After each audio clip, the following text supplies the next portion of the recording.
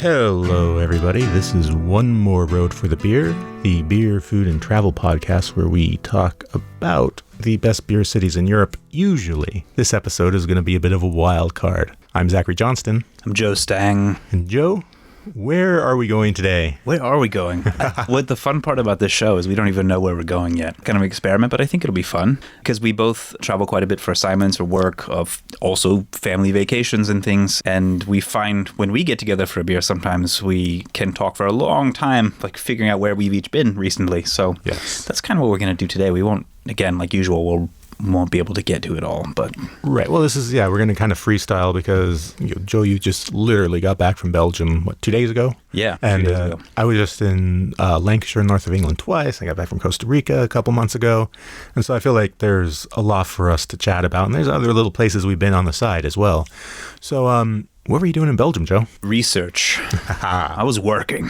Working, in my quote way. unquote. Yeah, it was actually I did have a couple of magazine assignments. So in the meantime, always trying to learn new things for the Good Beer Guide Belgium, which I am author on the next edition. So trying to learn what I can learn, but have a good time in the process. So what is your sort of process? So you're there for 3 days? This time was 5 days. 5 days. So do you sort of make yourself a list of places you need to go to do research on, or do you kind of wander around, meet friends, and kind of let the wind take you where you go? Yeah, I have to keep a list of ideas. Okay. Kind of like a priority list. And when I hear about something like a cool new brewery or an interesting bar opening up somewhere or some old place that I'd forgotten about and never actually been to, then I put this on the list, just the ideas for things to do, Right. Like one thing I didn't get to this last time that's been on my list while there's a folk sports museum. Like I want to see that. I want to take pictures of people playing folk sports, right. Which actually I ended up finding some anyway on this trip. And that's the kind of thing that seems to happen when I go there. Little things that I don't plan for happen. And in this case, with the folk sports thing, that was a great day out. I took the train out to Poperinge with my friend Stefan, and we rented bicycles. And this is a thing that I've written about that you can do in the guide. My co-author, Tim Webb, has a lot more experience doing this. I have never actually done it. I was Belgium, and I never rented a bike and ridden around Belgium, and that's criminal. So I had to fix that. That's one of the things that was on my priority list, right? So we went out to Poperinge. This is in West Flanders, and this is the Belgian hop growing capital. Okay. How far away is that from Brussels? It took about 2 hours to get there on the train from the central station in Brussels. Sounds like a slow train. It's fast part of the way. Right. Then you have to change in Ghent, and then it slows down a bit as you get into West Flanders. So it stops at some towns. But we got a kind of an early start, and we were there before midday, and it cost 11 euros each to rent our bicycles for the whole day. Wow. We got them from the Palace Hotel, which was about a 5-minute walk from the train station when you arrive. And then we got on our bikes because our goal was to get to the St. Bernardus brewery. Ooh, okay. Which is out in the countryside between Poperinge and Watou. And we're getting now near the French border. And the St. Bernardus is one of the more famous sort of abbey breweries, although it's not actually an abbey at all. They used to brew beer for the St. Sixtus Abbey, which is the home of the famous rare Westvleteren beer. So at some point in the early 90s, Westvleteren, the abbey, decided they wanted their beer back. They were going to do it on their own from now on. So this brewery was sort of left with this amazing capacity, and they could make very good beer. Right. So let's just change the name and not call it a Trappist anymore. And it was the St. Bernardus brewery. So I know St. Bernardus best as for their Christmas beers. Oh, interesting. Which I think are fairly easy to get in the U.S. when it comes that time of year at a specialty shop. But I usually hear that's the sort of beer I see it when it comes on the shelf around end of November, whenever that is. It's like, time to drink a lot of these, and then I have about 2 and realize how high alcohol it is and fall over. Yeah, I think the St. Bernardus brewery, it's one of those, the Christmas beer is excellent. Yes, it's spicy, but that's what you want, like in December, right? That's based on the St. Bernardus 12, which I consider a world classic beer. Some would put it up there with the Westvleteren 12 or the Rochefort 10, and then these super classy big, dark, strong ales. So what were you drinking when you were there? Well, I had to have a 12. Right. Never mind the bicycle. I'm a professional. But first I started with the Extra 4, which is their lightest blonde ale. And it's, a good one if you're thirsty. It's a little bit bitter. It's less spicy than this time than I remember. I remember it being too spicy when it first came out. This was very easy to drink. So I had, a couple of glasses of beer there, that's all. But what is the price of a glass of beer there? Oh, it was a few euros for a glass. Yeah, I mean, it depends what size. You could get different sizes. But they're not charging any premium. No, it's not really expensive. But the cool thing about where we drank it is it's a brand new tasting room there. Oh. And so we're riding our bikes through the hop fields, through the trellises. There's no hops right now, but there's lots of trellises. Even past a World War I cemetery on the way. And then we end up, you can see the brewery kind of coming on the horizon through the fog, because it was supposed to be a sunny day, and it was very foggy, which was very Belgian of it. The brewery kind of see coming through the mist, and then we could see that the tasting room is up on the top. It's basically a rooftop bar. And this time of year, as we speak of this in the cold months, hopefully you're hearing it perhaps at a warmer time. It's not so nice to be outside, but there's a lot of places outside where you could sit and admire the hop fields all around, and perhaps smell the manure on the breeze from nearby pastures. And it's very rustic. It's idyllic. But inside it's it's brand new, so it needs to be worn in a bit, the bar. But it's got little rustic touches, and it's pretty modern and bright.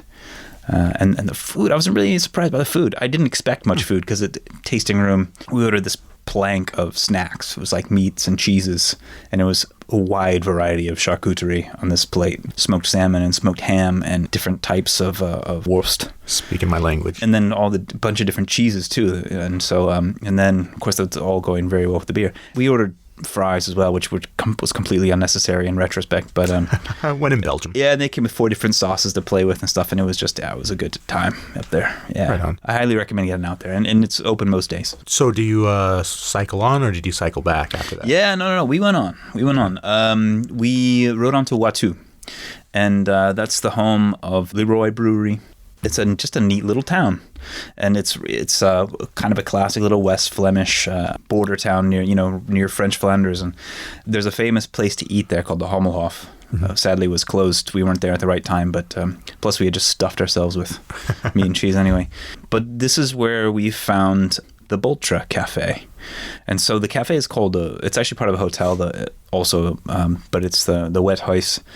There in the back is this cool old bowling game called Boltra, and it's an old folk game. Instead of balls, they're sort of like thick wooden wheels that you roll. It's a bit like a lot of games like this, like curling or something, where there's a circle you're trying to land on, and you're also trying to land some in the way. A bit like shuffleboard, Okay. And they're big, heavy things that you get to roll, so that's kind of satisfying too. It's very beer compatible, and I got to take pictures of Boltra playing, so I was very happy about that. Right. That's awesome.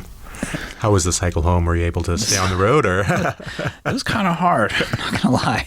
It was. My legs felt really strong on the ride out. Of course, there's people who cycle all the time who know this route probably, and are like, "That's not far." I'm not really in shape, so the legs were kind of burning on the way back. I felt like it was uphill all the way, which there's not supposed to be hills in Flanders. I was misled.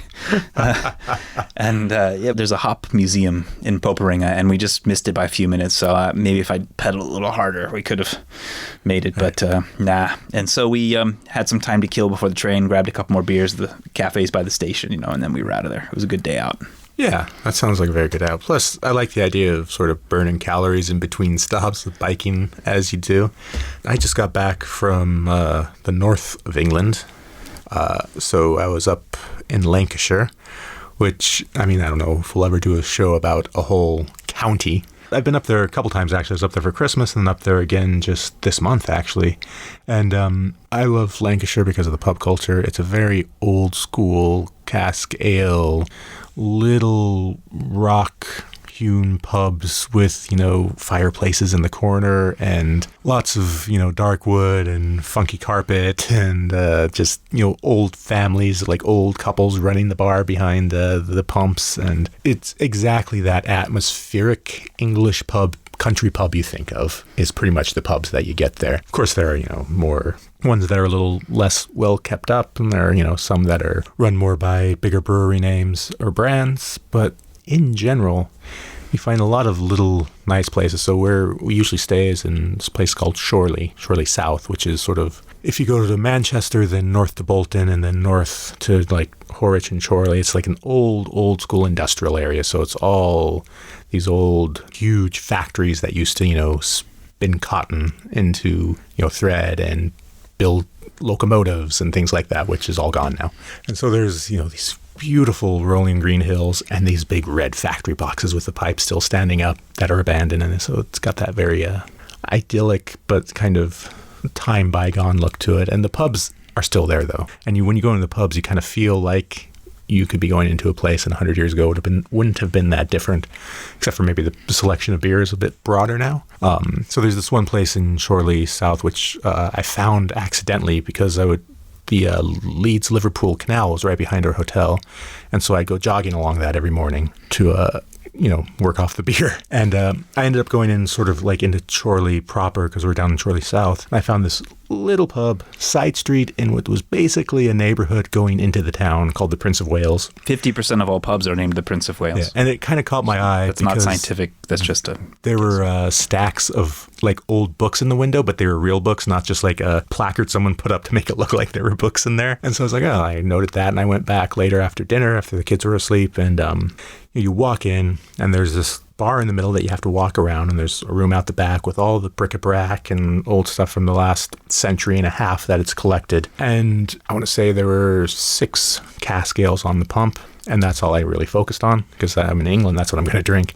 And I just sat down, and it's an old barman, probably in his 60s, affable in his way. The people around there are all locals from that neighborhood. And I just asked him, what's your favorite drink? He suggested a Sunbeam from Banks's off the cask. He poured me one in a beautiful glass, and I think it was about £2.80, which is $3.50 now. I'm so thirsty right now. Yeah, and it's a proper full pint. I mean, and it's on my Instagram if you want to see what it looks like. Is that a golden ale? Like one of those sort of new, they're not new anymore, but what has happened to some bitters where they get lighter in color and a bit zestier, juicier with hops, but still really easy to drink. I mean, it was bright, and zesty and juicy is perfect. And, of course, you have to let it settle. And, there's the little bit of ceremony there, waiting at the anticipation building. Because I had Banks's before several times, just at their average bitter that you'd get around. That's great. It's good bitter. Yeah, it's classic. So it was nice having this burst of sunshine in a nice bitter, and then in like January, right? yeah, exactly.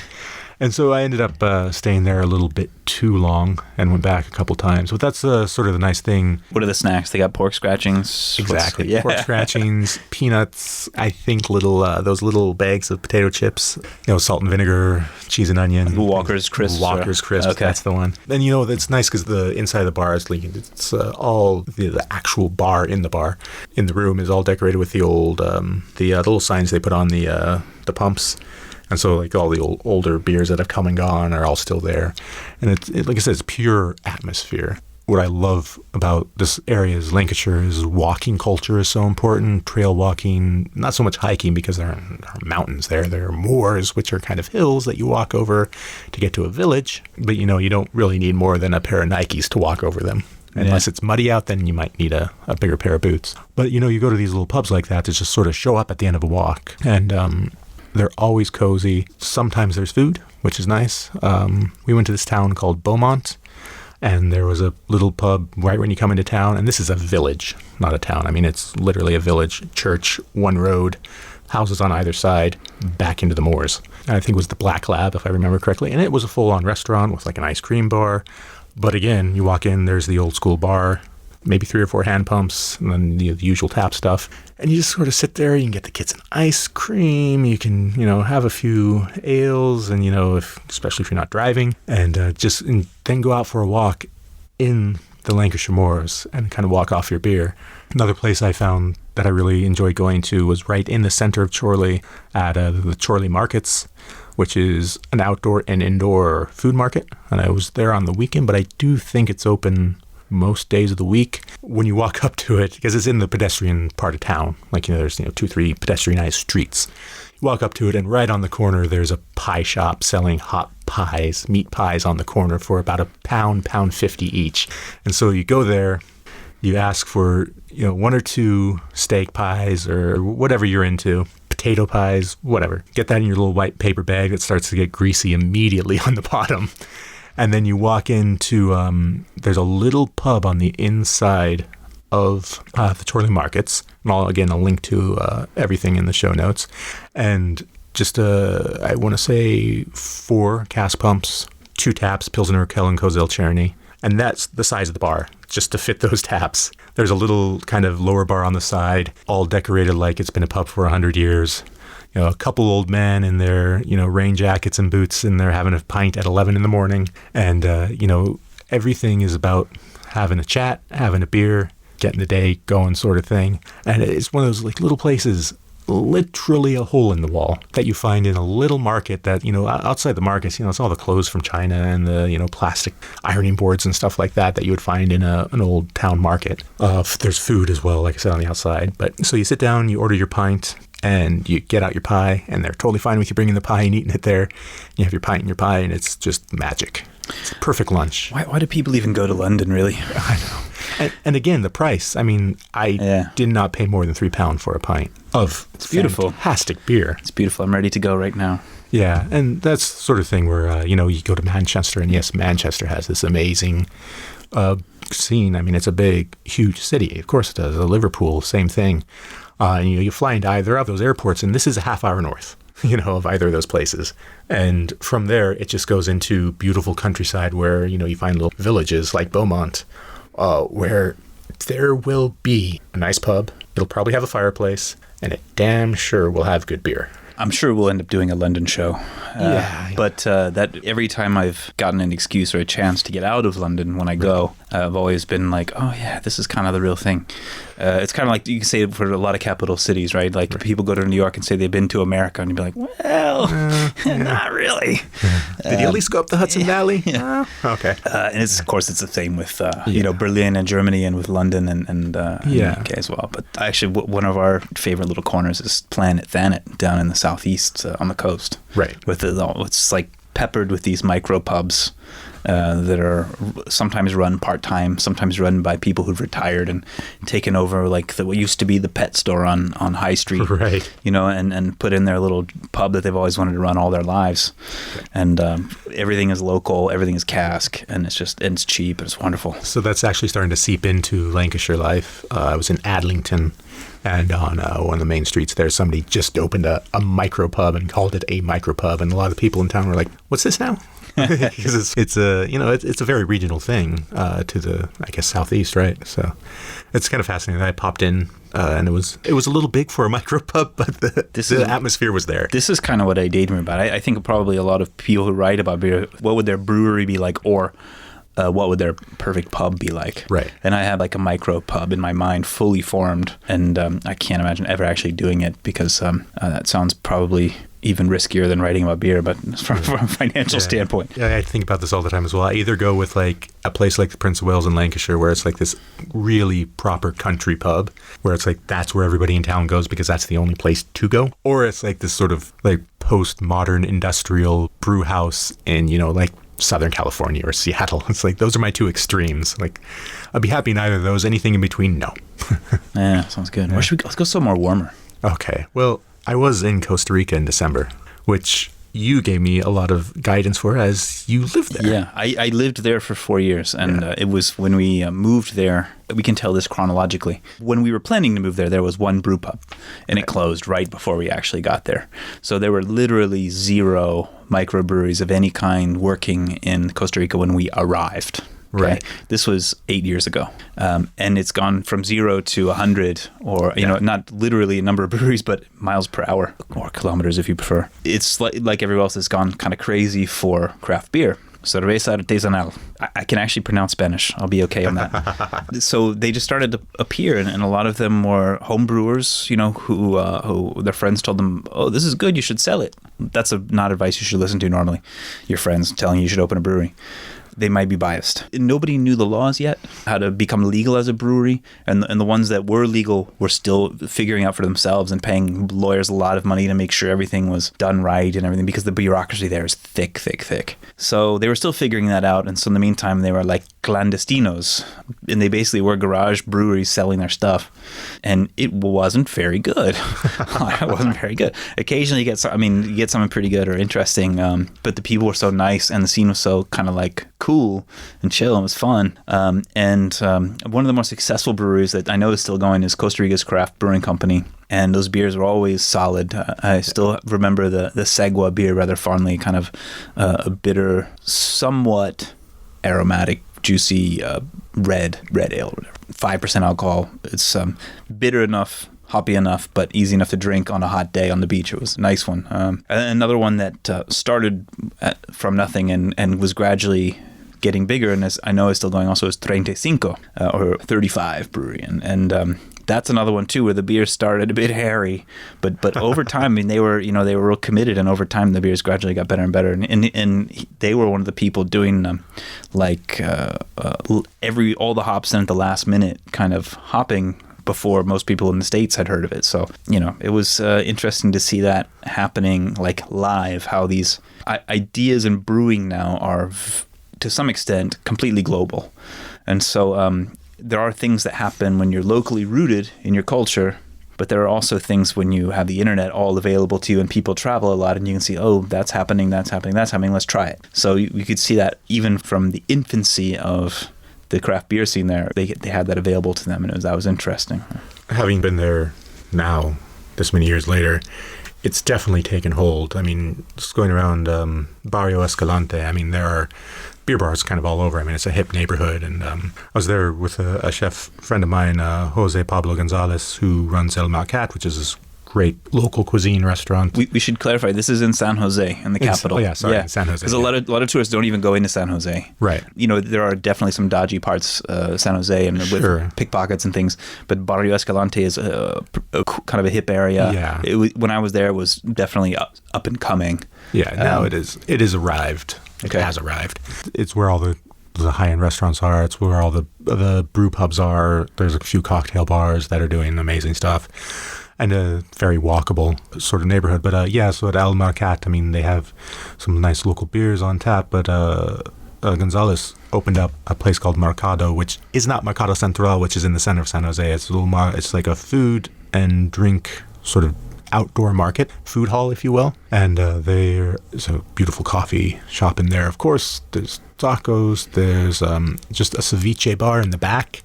Had a smoked salmon ceviche, which was phenomenal. And there's a beer bar in the middle. And there's the usual, lagers that you get from everywhere else, but also a few of the nicer beers from the local area. I'm sorry, I can't remember a single name right now because it was after a very long trip. But it's the sort of place where you can sit outside, you can eat great food, you can drink some good beer. And then from there, because you're still in Barrio Escalante, you can just wander the streets and, there's a brew pub. Or there's a beer bar. And it's a small enough area where you can bump into places. I'll put a list in the show notes of a couple that I went to that, I found it to be beautiful beer generally. I also I do kind of like going into the center of the city at night to like one of the big crazy beer hall clubs where you get the big bottles and a couple little glasses. Oh, it's great.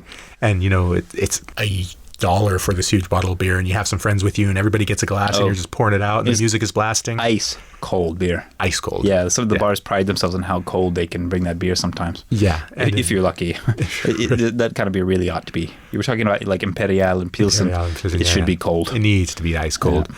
But man, is it fun to drink when you're in a crowd of people and the music's bumping and everybody's got their little plastic cups, cafeteria type cups, which were kind of like a throwback as well. It's a really fun place to... I found San Jose to be a lot of fun.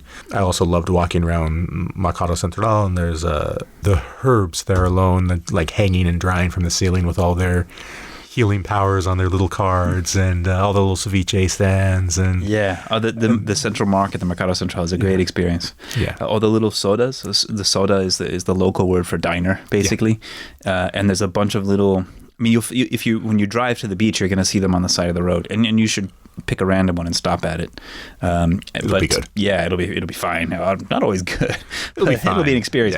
Yeah. But the ones in the market, they're doing the casado, which is the real typical plate of beans and rice, a veggie and a meat, and sometimes you can get fish and like the one that I always ended up at, there was this big jar of like pickled vegetables on the table, and then you spoon some of that out and you realize like it's really spicy. There's chilies in there, and in the Costa Ricans normally don't go for spicy food, or at least that's the reputation. In fact, I've met lots of ticos who love hot sauce and spicy food, but I love to get the casado, which is a big plate of stuff, and then put those spicy veggies and get them in there too. It was great. Oh, good. And a cold bottle of Pilsen with it. It's the whole experience there. And there's that really funky old man beer bar there. Yeah, I know. I was trying to remember the name of that place. Yeah, I took a photo of it. I'll have to put it up, but it is the funkiest old man beer bar.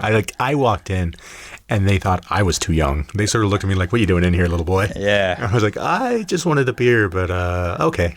I've been in there a handful of times. I never once felt welcome in there. No. And it adds to the experience somehow. It's like, I shouldn't be here. Right. Go have a beer, and then I'm going to go. Yes. Yeah. I'll drink my beer quickly for 50 cents, and I'll carry on. Also, I mean, it's the sort of city where, if you're in Barrio Escalante, there's, all the cool stuff to do, and everything's, to the standard that you would expect anywhere else. So it's a fun place to go. I mean, I know what you mean. So many people just get on the plane and get on a bus and go straight out for their eco-adventure or eco-tourism or to the beach, which is fine. Yeah, I'm not complaining about that either. Well, and another thing that's happening that we're talking, and craft beer in Costa Rica has been a part of this, is that San Jose is actually now a thing you can do. Right. I mean, it used to be for the tourists, the advice was you can go in the daytime, you go see a few sites on the Mercado Central, but of course most are just going straight to the beach anyway. Right. But there's areas, kind of suburban areas to the west, Escazú, Santana. These places have some really great places to eat also, because that's where a lot of the money is. But it's a bit quieter out there too. And in fact, a little bit farther west of that is Ciudad Colón. And that's where you find Costa Rica's craft brewing company now. They have a tap room. 35 is there. So that's, if you can do a few days in San Jose, apparently. Absolutely. And before you head to the beach or after. And there's plenty of nice hotels. Absolutely. Yeah. I mean, it's a perfect thing. I'd say 2 days, maybe on the way home. That way you're not anticipating, you're not antsy to get to the beach. You're relaxed, you've done your thing. Now you can just, enjoy the scene in San Jose would be my recommendation. Absolutely. Well, that's another episode in the bank, I think. I've got about 5 more places I want to talk about. Do we have time? We got next wildcard episode coming in another 6 or 7 episodes. So everybody, you can find us wherever podcasts stream. Please subscribe, please like, please rate, please download. You can follow us on Twitter at Road for the Beer. You can follow us on Instagram at One More Road for the Beer. You can find Joe. He's got a blog, Thirsty Pilgrim, on Twitter and Instagram. You can find me at Uprocks Life. I write about beer, travel, and food there. You can also find me on Twitter at ZTP_Johnston. This episode was edited and sound engineered by Testcard Berlin, and we shall see you next time. I'm so thirsty. Yeah. Good night.